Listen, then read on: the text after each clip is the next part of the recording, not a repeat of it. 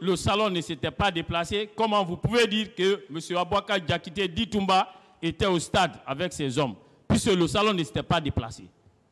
Je crois que ça a été l'une des questions de M. le procureur.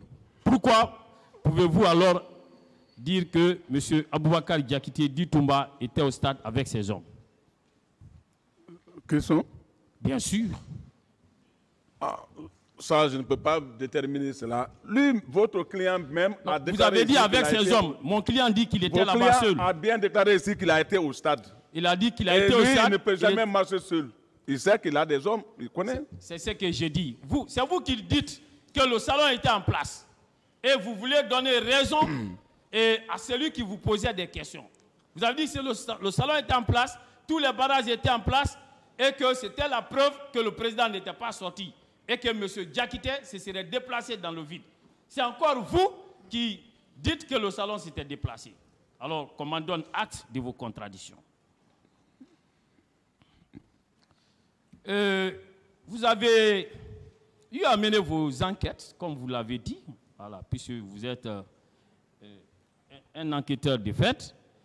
Mais vous avez dit que selon les résultats provenant de vos enquêtes, il s'est avéré que M. Aboubacar Diakité Ditumba se serait rendu au stade, M. Marcel Guilavogui se serait rendu au stade et M. Moussa Tchegourou se serait également rendu au stade. Oui ou non? Vous l'avez dit ici. Les conclusions de vos enquêtes, c'était ça, non? Reprenez la question.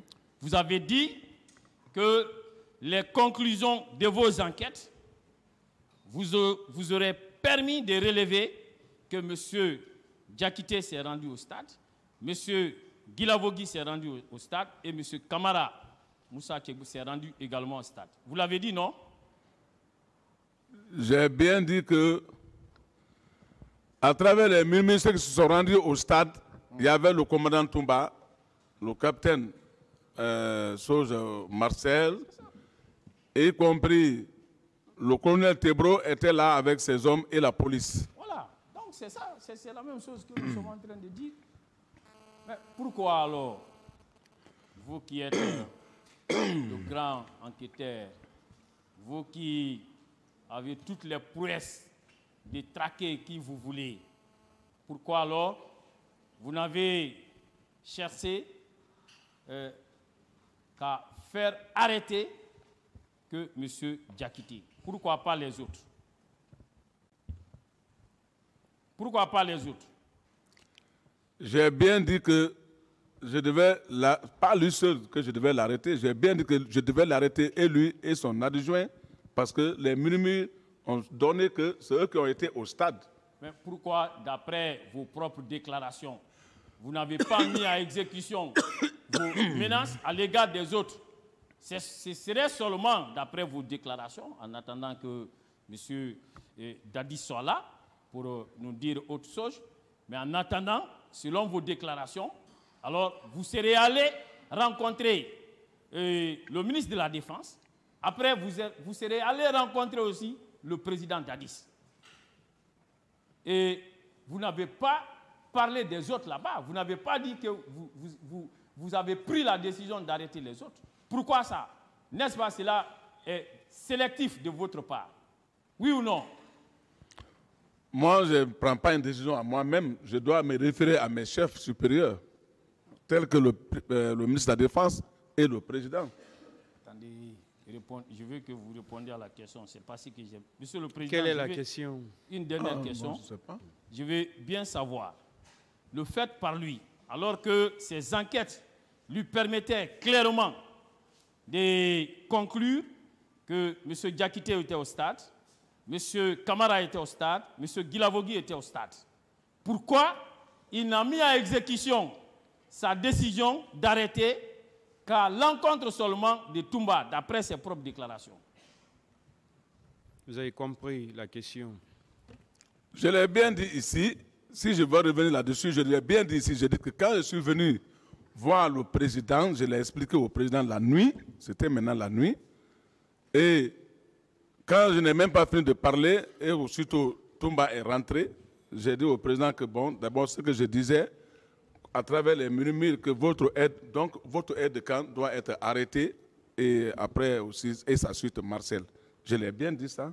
Pourquoi vous n'avez pas fait autant en ce qui Pourquoi vous concerne n'avez pas les deux fait pour autres? Marcel et pour M. Ekegoro? C'est ce qu'il veut savoir. J'ai bien dit que je devais les arrêter, c'est-à-dire surtout, principalement les deux, Toumba et Marcel. Je l'ai bien Merci, dit ça. Monsieur le Président, je comprends cette attitude. Et je passe la parole au papa.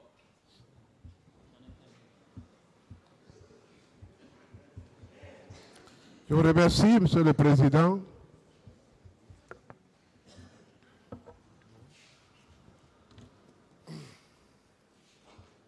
Mon colonel,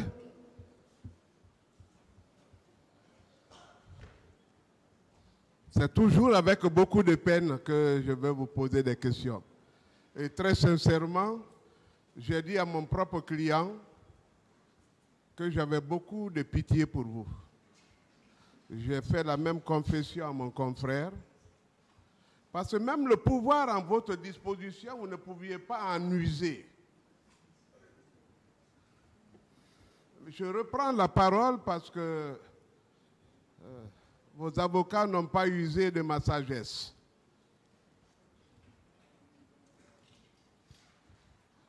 Mon colonel, quelques questions parmi tant d'autres que je vais dissimuler en attendant. Les 500 hommes que vous avez entretenus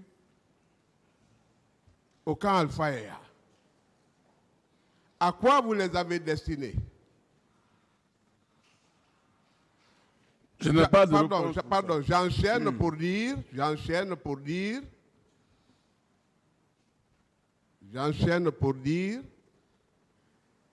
que leur incorporation au sein des forces armées était subordonnée à leur participation active au massacre. Qu'en dites-vous? Je n'ai pas de réponse pour ça. Très bien. Mais vous les avez eus quand même. Pas de réponse pour ça. Monsieur Dadis vous les a confiés quand même. Je n'ai jamais eu quelqu'un, ni personne n'a confié quelqu'un à moi. Merci, Monsieur le Président. Nous allons continuer nos questionnaires. Monsieur Camara, vous allez bien? Parfait. Dieu merci.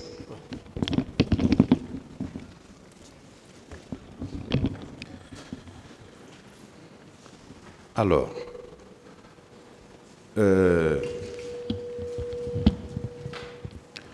confirmez-vous être lié à Marcel Guilavogui? Reprenez la question, Monsieur le procureur.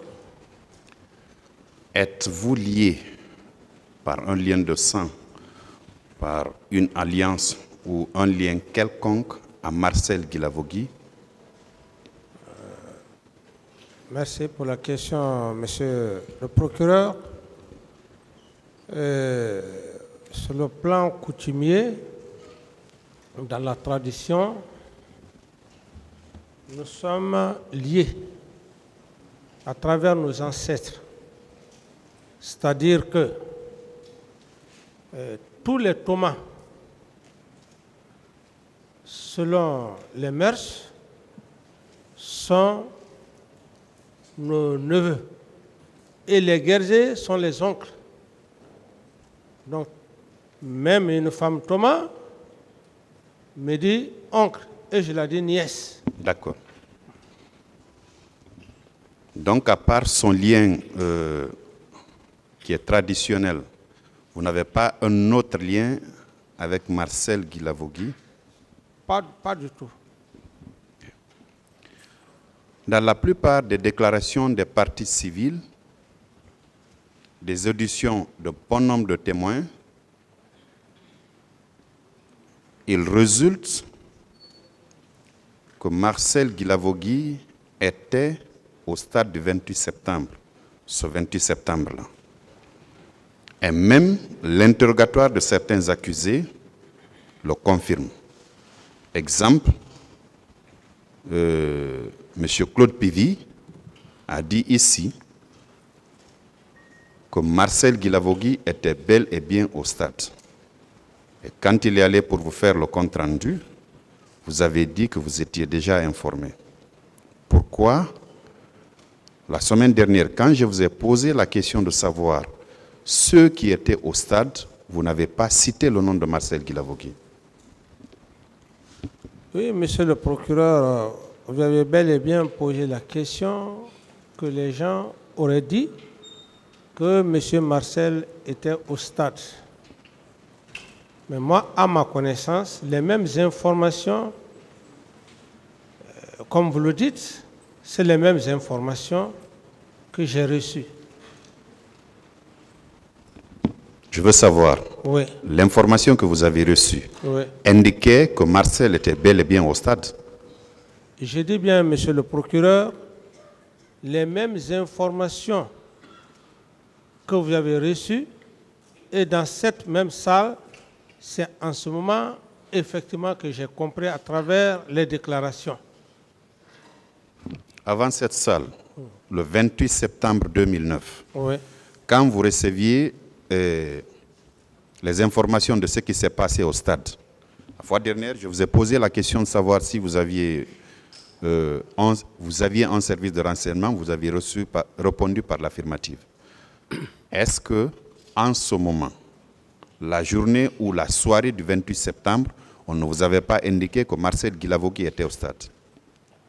d'abord, je ne l'ai pas vu. Hein? Ensuite, Vous ne l'avez pas vu au stade? Non, au camp Alpha.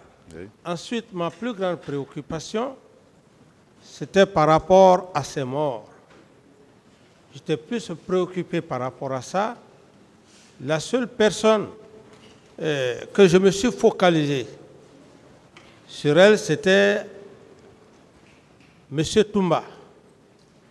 Donc, c'est là où mon idée était braquée. Parce que c'est lui qui serait venu avec les militaires m'en dissuader pour ne pas que je m'y rende au stade. Alors, donc, après les événements,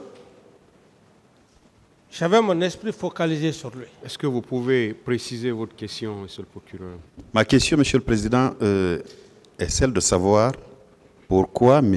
Camara n'a pas cité le nom de Marcel Guilavogui la semaine dernière sur la liste des personnes qui sont allées au stade. Parce que dans toutes les déclarations, les témoins, les parties civiles et même les accusés, ça revient que Marcel était au stade.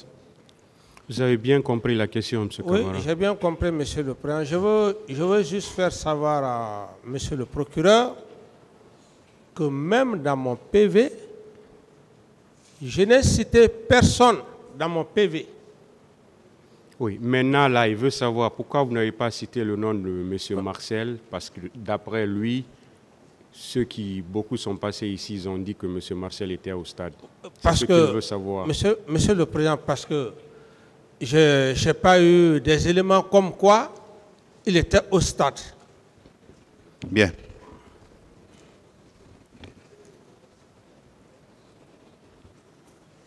Avez-vous connu M. Jean-Marie Doré? Parfaitement, oui. C'était un homme d'État, n'est-ce pas? Je le connais parfaitement. C'était un homme d'État, n'est-ce pas? Bien sûr, oui. Bien. Je suppose que vous aviez, à l'image de beaucoup de Guinéens, confiance en lui. Que? J'ai dit, je suppose qu'à l'image de beaucoup de Guinéens, vous aviez confiance en cet homme. Bon, la confiance, pas aussi de façon absolue. Pas aussi de façon absolue. Et surtout que nous sommes devant un tribunal criminel. Je ne peux pas d'emblée dire que j'ai une confiance absolue. C'est en fonction de la situation posée. Bien. M. Jean-Marie Doré était au stade, à l'instar de beaucoup d'autres leaders politiques. Il avait été entendu par le pool des juges d'instruction. Son audition, puisque c'est une partie civile, date du 4 avril 2011. Il était 10 heures quand il se présentait devant le pool des juges d'instruction. C'est la cote 964 pour vos conseils. Je vais vous lire ce que M. Jean-Marie avait dit en substance devant ces juges. À la page 2, il dit ceci.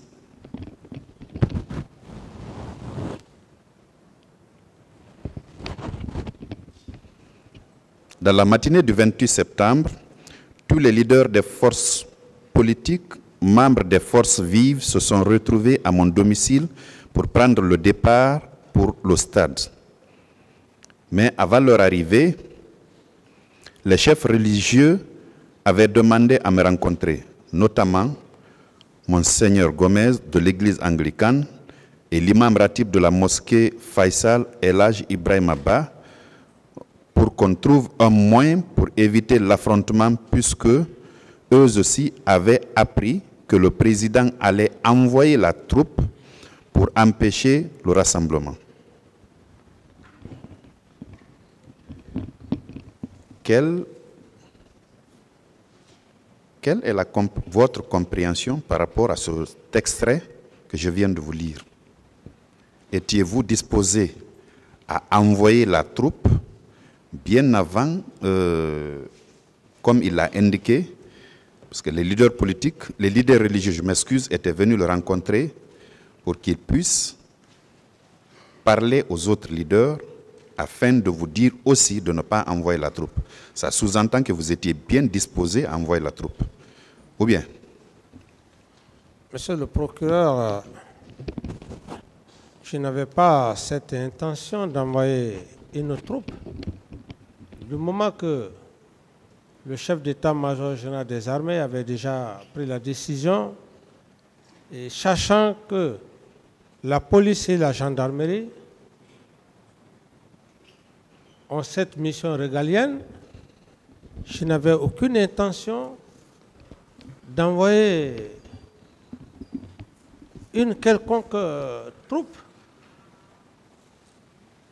Et je le dis précisément, peut-être si M. Jean-Marie Doré, paix à son âme, s'il l'a dit, il a certainement imaginé